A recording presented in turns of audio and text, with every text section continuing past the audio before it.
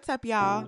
I'm your host, Gloria, and you are listening to another episode of Good Vibes and Deep Dives, where we connect and reflect every week. And of course, shout out to you for tuning in to me. So let's see, where shall we begin? What have I had going on? Just follow ups, did some blood work to go along with my annual appointment. Pretty easy, no sweat off my back. I'm one of those weird people that just goes, has no reaction, watches the needle go into my skin, and just sits there and watch, the tube fill up, multiple tubes actually. So, yeah, that hopefully goes well. Looking forward to seeing what my results are like. Also, a reminder to go get some tattoos. Definitely long overdue. So, yeah, that was something off my list. Let's see. Over the weekend, tried to show up for my quarterly events. So, one of them was my quarterly volunteer activity. That was pretty cool. Got to put my plant mom hat on. Essentially, this is a nursery that helps with planting mangroves for the shoreline. And if you know nothing about ecology or the environment, I think it would be ecology. Yeah, we're going to go with that for now. Mangroves are great for our shorelines. They help protect us against hurricanes and whatnot. So, definitely important for us to have. We got to take care of nature. So, spent a couple of hours at this place. It seemed to be, somebody's residential home, but they have a lot of land. So, they converted it into a nursery. And yeah, got to repot some seedlings. I did my little part to help in the ecosystem. So, yeah, that was pretty great. And then I had my 5K as well, although that low key didn't count. So let me tell you about that. Technically, this is my 11th 5K, and I've always shown up at least right before they kick it off for the race to start. And can you believe, even with me going to bed early, I woke up at 7:05 and that thing started at 7:15 and it was like 15, 20 minutes away. So I literally woke up in a panic, had a little tantrum, ain't even gonna hold you. I was so upset with myself. I was like, oh my God, why are you late? What happened to my alarms? Then I started blaming this Apple update. I don't know what they did, but I do not like it. It's like they adjusted something and now I feel like my alarms are always super low. And I'm one of those people that can sleep through a fire alarm. So it's messing up my ability to wake up. So yeah, that's a whole nother story. But nonetheless, I was late to this 5K. I have my little tantrum and I say, you know what? Just go. Just see if you can at least still participate. Worst case, you're just going to have to run this 5K on your own. So I show up, the people are there. I ask, I'm like, hey, is it too late? Can I go? So they're like, yeah, you could go. I end up, hitting the time on my watch, which is pretty typical. I like to track my timing as I'm doing it so then I can compare it to the official time to see, more or less if I was on target. And so I'm following the signs because it's a 5K and a 10K. So I'm making sure following the 5K route. And I get closer to the finish line and I'm like, there's no way I went through this thing so fast. I've done this enough to know what 3 miles and some change feels like. And something just felt completely off. So I look down. Why am I back at the finish line and it is 1.9 miles? So that means I missed 1.2 somewhere along the way. I missed a turn. I don't know. But yeah, so I even had to ask somebody, you felt that was accurate? And they were like, yeah, it was a little over. So clearly I did something wrong. And you know how messed up I was? I didn't even stay for the goodies afterwards. They had ice cream and I didn't even look for it. I was just so thrown off by the situation. So let's just say this one doesn't count. I already signed up for another one to make up for it. So coming soon, the results of that 5K. Now it's just a matter of worrying about Q4. Already got my 5K locked in for then, so I'm good there. I just need to find my volunteer event. So yeah, making things happen. I definitely encourage everybody to set quarterly goals. It's a lot easier to be consistent and show up that way. I have no complaints, honestly. This is what my third year doing 5Ks and my second year doing volunteer activities. And it might not seem like a lot, but 4 times a year is definitely better than 0 times a year. So 10 out of 10 would recommend. So, yeah, that's pretty much it when it comes to life stuff.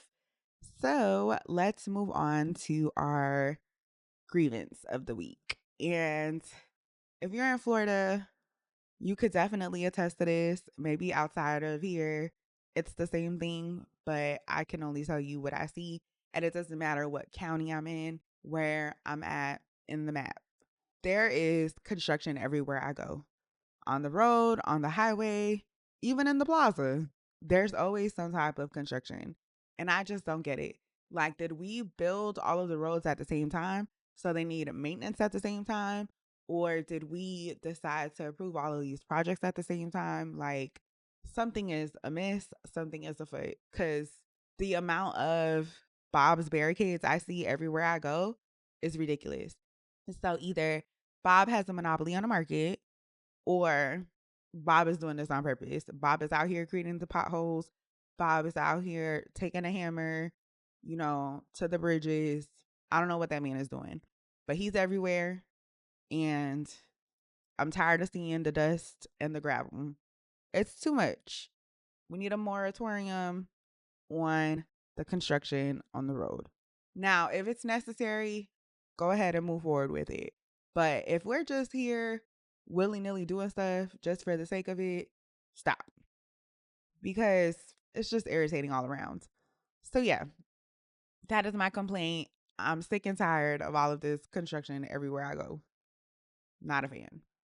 So, I got to balance that out. And I need to focus on our proverb.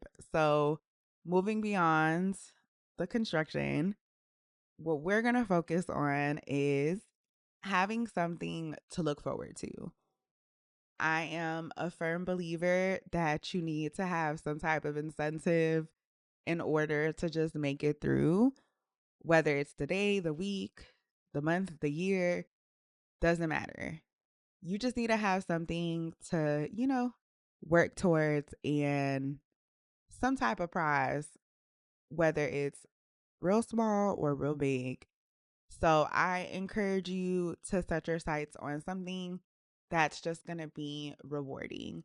It could be a little treat, a little outing, a little moment of silence, whatever you need to make you feel like, yes, this is peace. This is what I need right now. Think about it, lock it in your minds. And anytime you start to stress out, just think about what you're looking forward to. You got a hectic day? That's okay, because you're looking forward to taking a nap later. You're dealing with this crazy person? That's all right. It's okay, because you just need to make it through so that you could get to that ice cream in the fridge. Well, actually, your ice cream shouldn't be in the fridge. It should be in the freezer. Nonetheless, you get it. Have something to look forward to. That is your proverb. Now, that takes me into the deep dive. And I said we were supposed to leave the complaint alone, but it did inspire my next couple of, I guess, discussion points. And I want to talk about driving on the road. There's just so much content there. Where do we start? Let's start with my road rage triggers. And I'm going to give you 5 things that just really irritate me when it comes to driving. Really driving with other people. Because me, driving by myself, no problem. I enjoy a little drive. I'm not one of those people that gets angsty. I could do a little road trip. I don't mind being in the driver's seat. I don't mind being in the passenger seat. I'm cool with driving. Driving itself, I have no issue with. It's the other crazies in the road that set me off. First up, cutting me off. Because why? Why are you being so rude? Why are you just forcing your however many pound vehicle in front of mine? You could easily cause an accident. You came out of nowhere.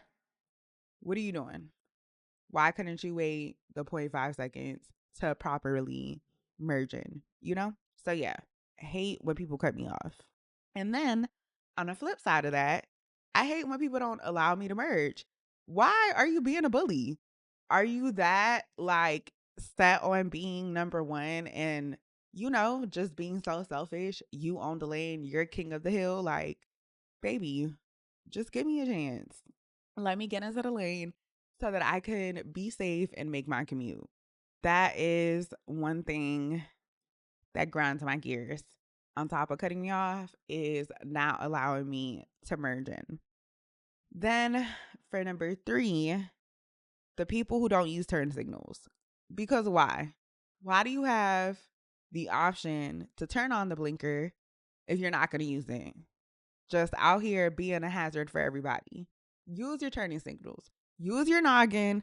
Think ahead of time. Where am I going to turn? Is it coming up in however many yards? Okay, maybe I should communicate with the people. And now that I'm really thinking about it, I'm starting to wonder if there's a correlation between people who don't know how to communicate and people who don't use their blinkers. That is something we need to look into because I just don't get why you can't let people know a couple of seconds ahead of time whether you're turning or not. You would solve so many road issues by just doing what you're supposed to do and signaling to other people what your intentions are. So, yeah, that is that on that. Number 4, this is deep in my heart because I'm someone who drives smaller vehicles, and you F-150 Toyota Tundra folks tend to be the worst offenders of this. And it's the blinding lights in my rear view and side view mirrors. Because why is your lumens so high? Why is your LED set to the highest possible setting? Am I taking a selfie? Am I at a runway fashion week situation? No. So then why are you blinding me with all of these lights? The Weeknd, Kanye West, Rihanna, like, what are we doing?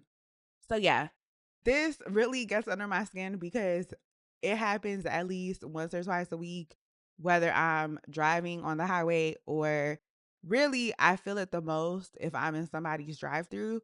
I can't tell you how many times I've had to like take my hand and put it over the mirror because the lights were just unnecessary. So, yeah, I hate that. There needs to be some type of regulation on these lights, especially for newer cars, because it's just too much. And also, light pollution. Hello, I cannot see the stars. The light should be a good balance of being able to see the hazards without causing me any type of visual affliction. So, yeah. And then that takes me to my last road rage trigger. And these are the people who just go unnecessarily slow. Like, why are you on the road if you are not matching the speed and the rhythm of the traffic? Why are you going 30 miles per hour in a 60-mile-per-hour zone? And also, why do you feel the need to get in the fast lane if you're going to move at the speed of a turtle? Just unnecessarily causing other people frustration. So get out of the way, move, as Ludacris would say, and let the people who know how to work the road work it because clearly you belong somewhere a little bit more local. So, yeah, those are my road rage triggers. I'm sure y'all can relate because the people be acting up out there on the road. All right. That is it for our deep dive. And here are some super random things for you. I did do my homework and followed up from last episode. We talked about daylight savings time and we mentioned Arizona and how most of Arizona doesn't follow daylight savings. And so I was trying to figure out why is it most and not all. So after doing some digging, it's because one area in Arizona is a portion of the Navajo Nation. And, they make their own rules, they're under their own governance. And so that made sense as to why they were able to keep daylight savings, but everybody else wasn't. So, yeah, just thought I would follow up because I thought that was pretty interesting. Um, yeah, let's see what else. I recently was subjected to drinking some Aquafina. I had no choice. I was at a diner, asked for some water. They gave me water off that little soda stream. It was gross. And they were like, all right, we'll give you a bottle of water. And all they had was the Fina. Not a fan. I remember it fizzing up when I was in high school, and I just could not understand why my water sounded like soda when I opened it. So between that and the actual taste of it, it tastes like you dropped an Advil in there or something. Just don't want no parts. So here I am, years later, forced to drink this thing because I need to be hydrated. And you know what? I think Pepsi owns Aquafina. I'll give them a little credit. It was better than I expected. I was not mad at my experience. So just wanted to throw that out there as a former Aquafina hater. They've made some progress. Now, will I go buy a case? Probably not. I will probably keep that fact with me until the day that I die, that you should never buy Aquafina. But if I have to be honest, it wasn't so bad. I definitely feel like it was an improvement. It was a step in the right direction. So yeah, shout out to Aquafina. All right, moving along. Um, let's see. I also had a recent experience where I just so happened to be parked around a whole bunch of cop cars, and there was probably like 6 cop cars, but one of them was still on, and I was just so confused. Like, why would you keep this car on?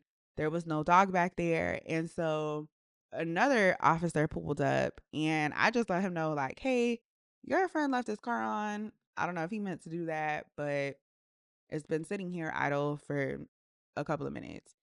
And he was like, oh, yeah, we do that. Makes it quicker to pull off. And I was just like, okay. But it just had me think, do you really save that much time by keeping your car on while you're out eating? And, maybe cops keeping their car on was common knowledge. I obviously didn't know. I'm still a little befuddled by it. But yeah, I find it weird that you would just leave your car on for so long. I get that you need to be quick on your feet, be able to go, but like everybody else kept their cars off. And I don't know. I guess I need to see some studies because every second does count, especially in emergency situations. But it just seems weird to me that that practice is in place because I feel like you're doing more harm than good. I don't know. Also, you just left your car on and you are nowhere in sight. What if you get your vehicle stolen? Unless you can keep the car on and lock the door, which you probably can, but I don't know. Let's move on. But I just thought that was weird. Threw me off. Um, and then last but not least, I guess there was a situation where there was a missing person and they were trying to find photos of this person to, help spread the message. But all of the person's pictures on social media were filtered. And so it led to the discussion of, would you be able to identify somebody off their online profile if all of their pictures are filtered? And as someone who hasn't been on social media for a very long time, I do think that's such an interesting concept. Because even for me, right? Like if I were to go missing, I don't really have any active social media. So how would you find me online to be able to, put the word out? So just a little food for thought the next time you use a little Facetune or you're playing with them Snapchat filters.